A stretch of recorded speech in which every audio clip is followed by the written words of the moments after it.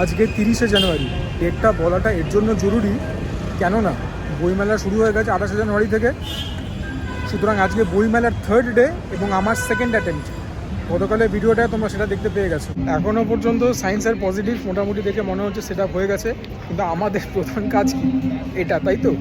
বইপত্র তো পড়ে, হায় কপাল। না, সায়েন্স আর পজিটিভ। প্রথম খাবারের দোকান দেখলাম, চলো আশা করি আজকে তোমাদেরকে একটা কিছু দেখাতে পারবো। এটা একটা চাটের দোকান,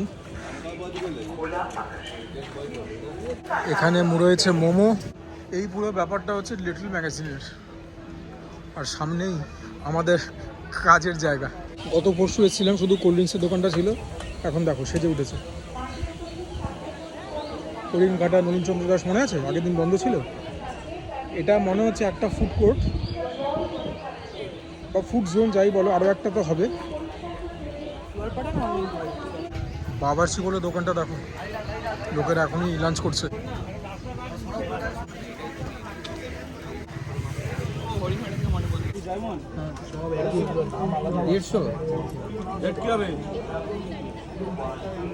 সুন্দরবন ফিশ কর্পোরেশন, সেখান থেকে আজকে আমাদের প্রথম আইটেম গন্ধরাজ ফিশ বাটার ফ্রাই, 150 টাকা দাম। গন্ধরাজ ফিশ ফ্রাইও ছিল 150 টাকা, আর নর্মাল ফিশ ফ্রাই আর বাটার ফ্রাই এগুলো 120 টাকা করে। ক্লেম করছে ভেটকি মাছের, খেয়ে দেখি। এক্ষুনি ভেজে দিল,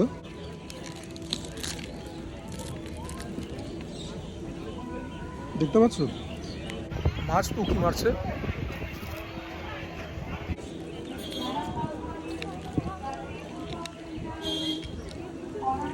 যেরকম দেখতে পাচ্ছ ভেতরে মাছ রয়েছে, তবে মাছটা আর কি অনেকদিন কোথায় ফ্রিজে বা স্টোরেজে রাখা, একটা ড্রাইনেস চলে এসছে। এখানে একজন কি বলবো ফেলো ফুডির সঙ্গে দেখা হলো, উনি ফিশ ফ্রাই খেয়েছেন, অভিজ্ঞতা ভালো হয়নি, আর বলছেন যে কোটিংটা বেশি ছিল, মাছ কম ছিল, এবং ওনারও আমার মতোই সেম বক্তব্য যে অনেক দিনে স্টোরেজে রাখা, ফ্রিজারে রাখা মাছ। তবে আমি যেটা খাচ্ছি সেটা খেতে একদম মুখে তোলার মতো না, সেটা বলবো না, তবে হ্যাঁ কোটিং রয়েছে মোটা। যেটা সবথেকে বড় নেগেটিভ সেটা বলে দিলাম, যে মাছটা ফ্রেশ নয়, তবে মাছটার থেকে যে গন্ধ বেরোচ্ছে বা সেরকম কিছু সেরকম ব্যাপার নেই। যেগুলো পজিটিভ সেগুলো হচ্ছে ওপরের মধ্যে একটা চাট মশলা দিয়েছে, সেটার জন্য খেতে একটুখানি প্যালেটেবল লাগছে। তাছাড়া তো তোমরা দেখতে পেয়েছো কাসুন্দি আর কেচাপ দিয়েছে। বইমেলাতে এসে খাবার দাবারের মান খুব একটা ভালো হবে আশা করাটাও ভুল, তার কারণে রাশ এত থাকে। তবে এখন তো সবে 3য় দিন, দেখি কাসুন্দি দিয়ে যদি এখনই স্ট্যান্ডার্ড মেনটেন না করতে পারে, তাহলে তো পরে অনেকগুলো দিন পড়ে রয়েছে। কাসুন্দি দিয়ে ডেফিনেটলি বেটার। তবে যখন বলে বিক্রি করছে গন্ধরাজ ভেটকি বাটার ফ্রাই, সেখানে গন্ধরাজের যে ইনফ্লুয়েন্স বা এসেন্স সেটাও একটু কম, আর ভেটকি মাছেরও ঠিক কী বলবো, সেই স্বাদ সেই গন্ধ নেই। So make of that what you will. Average. Sundarban fish corporation এরকম কম্বো ছিল, যেরকম বাসন্তী পোলাও আর যদি চিকেন নাও 2 পিস 150 টাকা, মাটন নিলে দাম হয়ে যাবে সেটা 200 টাকা। সেম ফ্রাইড রাইস আর 2 পিস যদি চিলি চিকেন এরকম কিছু নাও 150 টাকা, যদি মাটন দিয়ে ফ্রাইড রাইস খাও তাহলে দাম পড়বে 200 টাকা। আমি নেবো কিছু, এখানে বসে খাবো না, কারণ এখানে বসে খেলে অত তড়িবুত করে খেতে পারবো না, বাড়িতে নিয়ে গিয়ে খাবো। 2-3টা আইটেম আমার মনের মধ্যে আছে, যেগুলো কিনা আমি আশা করি তোমরাও দেখতে পছন্দ করবে, আমার খেতেও ভালো লাগবে। তবে এখন ভেতরটা একটু এক্সপ্লোর করি, আর একটু খাওয়া দাওয়া হবে ভেতরে। যেটা গলদকরণ করলাম সেটাকে হজম করার জন্য একটুখানি কোক, এটা বোধহয় ডায়েট কোক, হ্যাঁ 180 ml 25 টাকা, যেটা প্রিন্টেড এমআরপি সেটাই নিচ্ছে, ব্ল্যাক করছে না, দ্যাটস আ হিউজ পজিটিভ। অনেকগুলো সুন্দর সুন্দর ব্যাগের দোকানও আছে, তার মধ্যে এইটা একটা চোখে পড়লো। দাদা ওই ছবি দেওয়া ব্যাগগুলো কত গো? ব্যাগগুলো 100 টাকা করে। ভেতরে টয়লেটের ব্যবস্থা রয়েছে আলাদা, জেন্টস আর লেডিসের। Relatively clean, relatively tidy.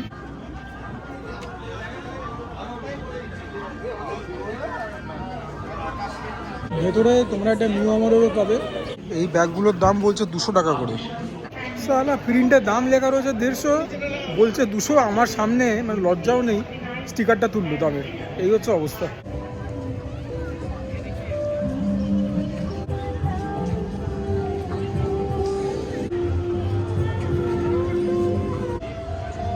সব থেকে সুসজ্জিত স্টল এটাই, সুতরাং বলবার অপেক্ষা রাখে না এটা কার স্টল, ঠিক আছে?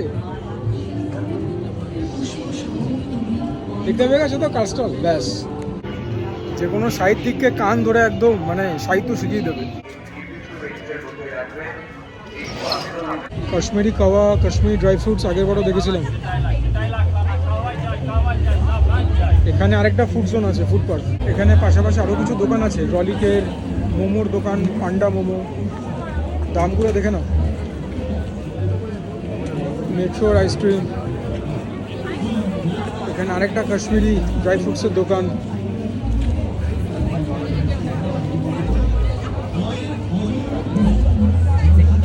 কোল্ড ড্রিঙ্কসের দোকান।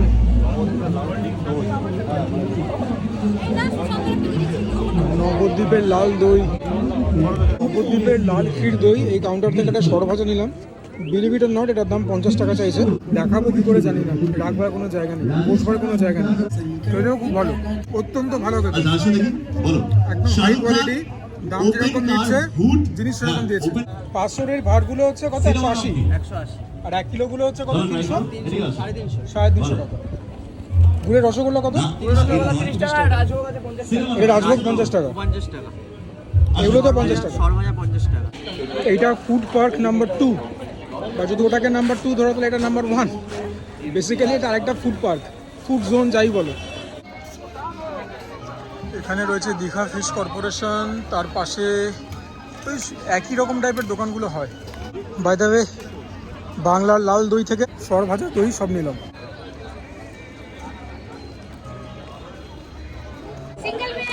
বিরিয়ানি তো অনেকগুলো দোকানই পাওয়া যাচ্ছে, বাট এস্টাবলিশড ব্র্যান্ডের মধ্যে আমি একমাত্র রয়্যালকেই দেখতে পাচ্ছি। আগে আরও বোধহয় একটা দুটো করে অপশন ছিল, বাট এবার তো একটাই দেখতে পাচ্ছি। নেবো বিরিয়ানি, কারণ বসে খাওয়ার মতো পরিস্থিতি নেই। তোমাদের সামনেই সমস্ত বসবার অ্যারেঞ্জমেন্ট, বসে খেয়ে ঠিক হবে না ভিডিও করা, বাড়িতে নিয়ে গিয়ে খেতে হবে। এখানে রয়েছে ইন্টারন্যাশনাল যে কান্ট্রিগুলো পার্টিসিপেট করে তাদের স্টলগুলো। এবারে থিম কান্ট্রি হচ্ছে Germany. They are participating for the first time.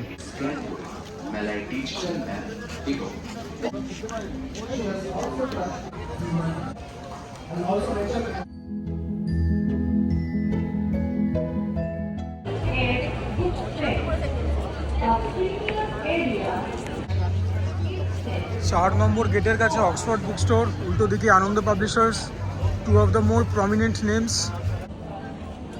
বেশিরভাগ স্টল বা বেশিরভাগ কাউন্টারগুলোতেও লোক না থাকলে পরে মেলা প্রাঙ্গণে কিন্তু ভিড় কম হয়েছে বলতে পারবো না, ঠিকঠাকই হয়েছে। Considering today is a working day, আজকে Thursday and only the third day of the book fair, ঠিকঠাক হয়েছে। ভিড় কিন্তু মন্দ নয়। মোটামুটি 1.25 ঘন্টা ধরে ভালো করে মেলাটা ঘুরলাম, বই মেলাকে ভালো করে এনজয় করলাম। ছোট্ট একটু খাওয়া দাওয়া হলো, কিন্তু এবারে বাড়ি ফেরার পালা। তবে ভিডিও তো শেষ হচ্ছে না, কারণ যেরকম বলেছিলাম এখানে বসে খাওয়ার কিছু প্রতিবন্ধকতা রয়েছে আমার মতো একজন সিঙ্গেল ক্রিয়েটারের জন্য। এক হাতে মোবাইল ধরে এক হাতে রেখে দেখাবো কীভাবে, খাবো কীভাবে জানি না, এবং বাড়িতে নিয়ে গিয়েই বাকি কাজটা সারতে হবে। চলো, কী নিচ্ছি, কী দাম সব তো বলবো, টেস্ট কীরকম সেটা তো বাড়িতে গিয়েই বলতে পারবো। সামনেই রয়্যাল, চলো এখান থেকে বিরিয়ানি নিচ্ছি। আমি জানি এখানে বসে খেলে তোমাদের বেটার লাগতো, কিছু করবার নেই, সরি। দাদা রানের পিস বা নল্লি পিস দেবেন? আচ্ছা, নল্লি পিস, ঠিক। নল্লি পিস অথবা রানের পিস? একদম নল্লি পিস। শুধু মাংস, আলু, মিট বল দিয়ে দেবেন।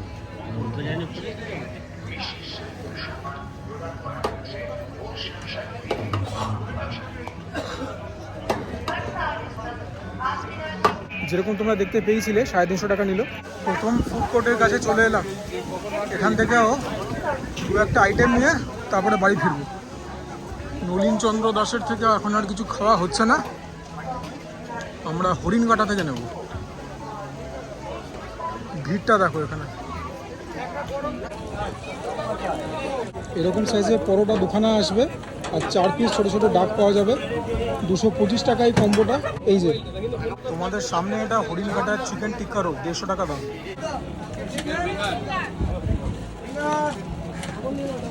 লেগ পিস হয় কিছু? আপনি খেতে পারবেন না এত, তাহলে সলিড দেখে দিন, মানে গলা ফলা দেবেন না।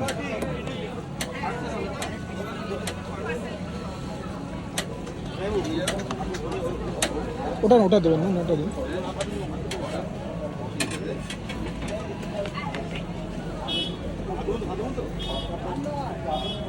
এবারের মতো বইমেলা ভ্রমণ শেষ, চলো বাড়ি। বাড়িতে গিয়ে তো আবার এগুলো খেয়ে তোমাদের বলতে হবে কীরকম খাবারের কোয়ালিটি বইমেলার ভেতরে। চলে এলাম বাড়িতে খাবার দাবার নিয়ে। এটা হচ্ছে প্লেন অ্যান্ড সিম্পল রয়্যালের বিরিয়ানির প্যাকেজিং। টিস্যু পেপার চেয়েছিলাম, দিয়ে দিয়েছে। আর এই হচ্ছে রয়্যালের বিরিয়ানির বক্স, যেটার দাম নিয়েছে 350 টাকা, তোমরা সবটাই দেখেছো। আর এটা হরিণঘাটা থেকে। এর ভেতরেই রয়েছে আমাদের ডাক কষা আর পরোটার কম্বো। এটার থেকে তো ঝোল লিক করবেই, বোঝাই গেছিলো। হরিণঘাটার packaging up close and personal. এই হচ্ছে বইমেলা থেকে কেনা রয়্যালের মাটন কোফতি বিরিয়ানি। কোফতি বলতে এরকম মাটন বলস তোমরা 2-3টে পাবে। আমি নার্লি পিস চেয়েছিলাম, ওটা আমাকে দিয়েছে, সেটা আমি সামনেই দেখতে পেয়ে গেছি। আর একটা নার্লিও ফাউ পেয়েছি, এরকম সাইজের একটা আলু। এটাকে জাম্বো তো কোনোভাবেই বলা যাবে না, মিডিয়াম সাইজের একটা আলু, হাফ আলু দিয়েছে। So yeah, this is how it looks. তোমাদেরকে আগেও বলেছি অন্য ভিডিওতে যে এরকম টাইপের প্রতিষ্ঠানগুলোতে মাটনের কোয়ালিটি ভালো হয়, অ্যাজ ইন মানে কী বলবো, প্রাপ্তবয়স্ক খাসি হয় কি হয় না। তো ভেতরটা যদি দেখাই তোমরা দেখতে পাবে পিকিশ রেডিশ ইউ। আর এই হচ্ছে বিরিয়ানির রং রূপ, যেরকম কলকাতা স্টাইল বিরিয়ানি হয়ে থাকে আর কি। হলুদ আর সাদা ভাতের একটা মিশ্রণ। এই যার একটা কোফতি, long grain basmati rice to say the least. দেখি প্রথম গ্রাসটা নিয়ে। রয়্যালি বিরিয়ানি নতুন করে কি বলবো বলো, তবে যেগুলো ভালো দিক সেগুলো হচ্ছে অতিরঞ্জিত গোলাপ জল, ক্যারো জল, মিঠা ভাতের প্রভাব নেই, ভালো খেতে চালটা সুশুদ্ধ হয়েছে। যেটা নেগেটিভ সেটা হচ্ছে নুনটা একটু কম। যেটা আরেকটা পজিটিভ সেটা হচ্ছে যে একটুখানি স্পাইসি আছে, এরকম আমি পছন্দ করি। এটাকে তার বলা বিরিয়ানি কোনোভাবেই বলা যাবে না।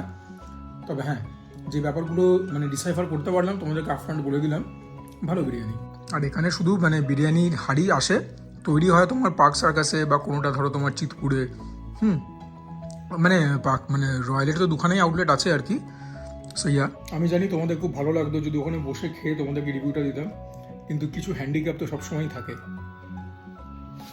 তোমরা আরেকবার বিরিয়ানিটা ভালো করে দেখো, একটা দরকারের জন্য বলছি। দেখেছো তো? এবার তোমরা আমাকে কমেন্টে বলো তো তোমাদের ওপিনিয়নে যখন বিরিয়ানিটা কেটে আমাকে দিয়েছে হাঁড়ি থেকে, তখন বোধহয় মিশানোটা ঠিকঠাক হয়নি, তাই না?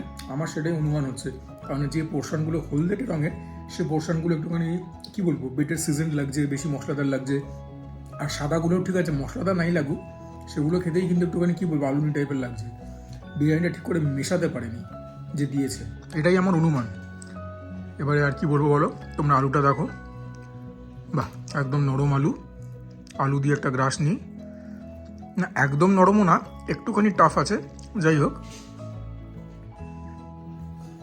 আলুটা দেখলাম ভালো লাগলো, তবে আলুটা একটু সেদ্ধ হলে ভালো হতো। খেতে শক্ত বা কচকচে তা নয়, তবে হ্যাঁ যা বললাম তাই। নাম যখন মাটন কোফতি কাবাব, ভেতরে লুকিয়ে থাকা এই কোফতাটা দেখো।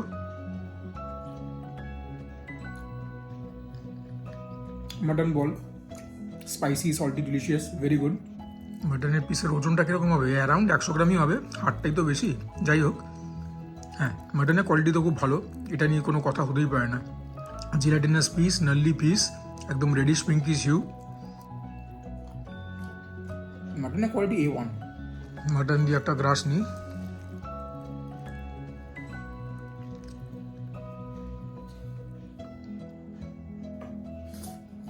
মাটন দিয়ে গ্রাস নিলাম, ভালো তো লাগবেই। আর তো দেখাবার কিছু নেই, তোমরা একটা লাস্ট আলটিমেট বাইট দেখে নাও।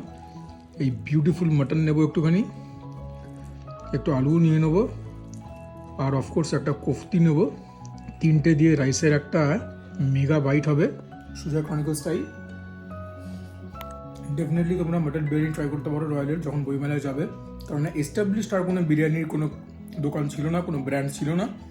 হ্যাঁ, যে সমস্ত দোকানগুলো রয়েছে না, যেখানে তোমার ফিশ ফ্রাই ডিশ ফ্রাই পাওয়া যাচ্ছে, ওরাও বিরিয়ানি বিক্রি করছে। আসলে বাঙালিরা বিরিয়ানি খেতে খুব পছন্দ করে, তো সেই চান্সটা ওরা হারাবে কেন বলো? বিরিয়ানি ইন্টারেস্টে বিক্রি হচ্ছে। তবে হ্যাঁ, রয়্যালটা খেয়ে তোমাদেরকে দেখিয়ে দিলাম, বলে দিলাম, অর্ডার করে খেতেই পারো।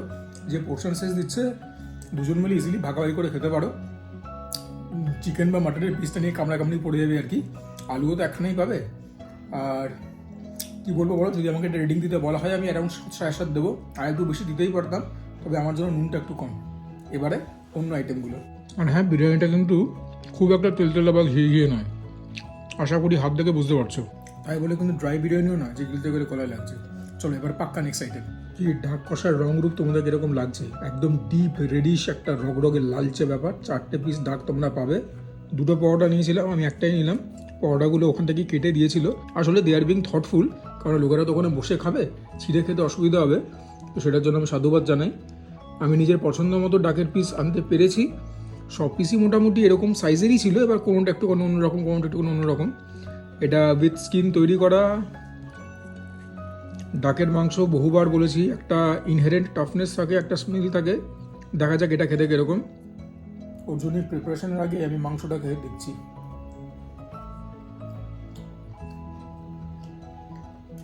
ভালো বানিয়েছে। কয়েকদিন আগে আমি মুলারুস থেকে খেয়েছিলাম ডাক বাটার মশলা, সেটাতে ডাক যে লেভেলে সফট হয় বা মুলারুস যে লেভেলে ডাককে সফট করে সেই লেভেলটা তো কেউ ছুতে পারে না। বাট এখানে বইমেলার মতো একটা ওকেশনে হরিণঘাটটা যেরকমভাবে মাংসটাকে কুক করেছে, হাঁসের মাংসটা, আমি সাধুবাদ না জানিয়ে পারছি না। Massive hit. দেখা যাক প্রিপারেশনটা কীরকম হয়েছে। তোমরা যে একটুখানি ঝোল দিয়ে পরোটাটা খাবে, তোমাদের লাগবে কীরকম সেটা তো তোমাদেরকে বলতে হবে। Very rich and very oily preparation to say the least. দেখে বুঝতেই পারছো এটা খাওয়ার জন্য সব থেকে বেশি এক্সাইটেড ছিলাম আমি। ভাই প্রিপারেশনটাও মারাত্মক হয়েছে, তবে it is very oily and very rich. ঝালও আছে, গলার পেছনে গিয়ে হিট করছে, জিভে অতটা লাগছে না। ওয়েল সিজন, প্রিপারেশনটা খুব ভালো হয়েছে। তবে যেখানে মার খাচ্ছে ইটিং এক্সপিরিয়েন্স, সেটা হচ্ছে পরোটাটা। এনারা পরোটা বেলে ফ্রিজে রেখে দেন, তারপরে দরকার মতো বার করে বেলে দেন, কখনো রোলে, কখনো এরকম কম্বোতে। পরোটাটা খুব টাফ। আদারওয়াইজ আজকে ম্যান অফ দ্য ম্যাচ হচ্ছে ডাক কষা, no two ways about it. Royal বিরিয়ানিকে হারিয়ে দিয়েছে। যদি ওটা ছিঁড়ে রাখার চেষ্টা করি, ছিঁড়ে আসছে ঠিকঠাক, তবে খুব অল্প তেলে পরোটাগুলো করা। আর যে তেল পরোটা তৈরি করতে গিয়ে ওরা বাঁচিয়েছে, সেই তেলটা দিয়ে দিয়েছে ডাক কষা তৈরি করাতে। It is so oily, it is so rich and equally tasty. কোথা থেকে জানি হালকা ট্যাঙ্গি এলিমেন্ট একটা আছে। যখন আমি বাড়িতে এসে আনপ্যাক করছিলাম, তখন আমি টের পেয়েছিলাম গন্ধ, যে ভালো বানিয়েছে। পেঁয়াজ রসুনেরই ঝোলটা তৈরি। আবারও বলছি, ম্যাসিভ হিট, যত প্রশংসা করবো তত কম। মাংসটাও দেখো ভালো সেদ্ধ হয়েছে, কোনো কথা হবে না, কোনো গন্ধও নেই ডাকের মাংসটা। অ্যাজিল আমি বলতে চাইছি, হাঁসের মাংসের তো একটা গন্ধ থাকে। এনিওয়েজ, আর তো দেখাবার কিছু নেই। যদি তোমরা বইমেলায় যাও, এই হাঁসের মাংসটা ডেফিনেটলি ট্রাই করতে পারবে, নিরাশ হবে না। এর বাইরে এরা রোস্টেড ডাকও বিক্রি করছে হরিণঘাটায়। So yeah, the quality has been ridiculous. ঠিক আছে, রয়্যাল বিরিয়ানিও আমাকে ইমপ্রেস করেছে, কারণ নুনটা বড় কম, নইলে পরে মার্কস আরও দিতাম। আর ওখানে বসে যেটা খেয়েছিলাম, হ্যাঁ তোমার ওই কী যেন নাম ছিল, সুন্দরবন সামথিং, সেখান থেকে খেয়েছিলাম হচ্ছে তোমার গন্ধরাজ ফিশ বাটারফ্লাই। সেখানে মাছটা ভেটকি দিলেও মানে প্রচণ্ড পুরনো মাছ আর কি, কোনো গন্ধ ছিল না, বাট মানে কোনো স্বাদও ছিল না, আর গন্ধরাজের কোনো এসেন্সও ছিল না। এনিওয়েজ চলো এবার ওপরে গিয়ে তোমাদের সঙ্গে আউটডোর শ্যুট করবো। আর হ্যাঁ, 4খানা ডাকের পিস দিয়েছে, তবে প্রত্যেকটা পিস দেখাচ্ছি না, পিসগুলোও ভালো দিয়েছে। অ্যাজ ইন আমি তো পিসগুলো চুজ করেছি, পিসগুলোর মধ্যেও মাংস যথেষ্ট পরিমাণে রয়েছে। হরিণঘাটার ডাক কষা ম্যাসিভ হিট। পরোটাটা, it has been a long day for me, so if you guys appreciate the effort, please do like the video, চ্যানেলটাকে প্লিজ সাবস্ক্রাইব করবে। সাবস্ক্রিপশনটা তোমাদের খুব দরকার। আমি চাইছি যে চ্যানেলটা যেন আরও মোমেন্টাম পাক। Do share my content with your friends and family. যদি মনে করো আমি ঠিকঠাক কন্টেন্ট বানাই, তোমরা কমেন্ট করবে, তোমাদের কমেন্টের থেকে যাবতীয় মোটিভেশন এবং ইন্সপিরেশন পাই আমি। বইমেলা নিশ্চয়ই যাবে, খাওয়া দাওয়ার জন্য তো যাবেই, কিন্তু বই, সাহিত্য চর্চা এগুলোও খুব ইম্পর্টেন্ট, এবং এগুলো তো বাঙালিদের জীবনের একটা ইন্টিগ্রাল পার্ট বরাবরই ছিল। আমি জানি না এখন কি অবস্থা, কেননা আমি আমার ফ্যামিলির মধ্যেও দেখছি যে যারা এই জেনারেশন, যাদেরকে তোমরা বলে মিলেনিয়াল, তাদের মধ্যে বই পড়ার প্রতি একটা অত্যন্ত অনীহা। সেটা ইংরেজি বই হোক, বাংলা বই হোক, যে কোনো বই হোক। এনিওয়েজ, এই অভ্যাসটা বদলানোটা খুব দরকার। আমার যদি বইয়ের কালেকশন তোমাদের কোনোদিন দেখাই, গল্পের বইয়ের collection, guys will be surprised to say the least. Anyways, আজকের মতো ভিডিওটাকে এখানে ইতি টেনে, this is me Sujoy signing off. তোমরা সবাই ভালো থাকো, সুস্থ থাকো, জমিয়ে খাওয়া দাওয়া করো, তার সঙ্গে ওয়ার্কআউট করো, because that is imperative. Tilottama, Atul Subhash, এদের কথা তো বারংবারই বলে আসছি, হবে কি কিছু জানি না, কিন্তু মনে প্রাণে চাইছি ওদের সঙ্গে যে অন্যায়টা হয়েছে তার যেন একটা দৃষ্টান্তমূলক শাস্তি হোক।